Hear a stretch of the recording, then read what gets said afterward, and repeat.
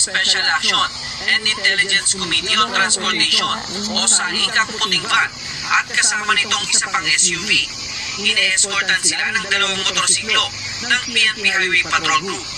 Ayon sa SAIC, pag-aari din ng HPG ang dalawang sasakyan na kanilang inisyuhan ng violation ticket.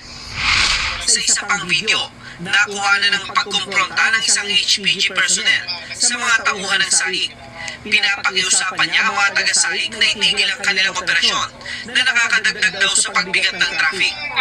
Wala rin kasi akong kontak sa operation. Ngayon, request ni Chief PNP na kung pwede pagbigyan na lang po ng hindi ka nagtitrade ng ban at saka matindi na yung anak sa inyo sa social media. So, pwede naman mag-operate pero yung may patakaran kasi kanila. Yung rush hour, hindi kami nag-operate. Kasabay nito, sinita at tinikitan din ng mga taga-SAIC ang isang SUV na dumaan sa busway.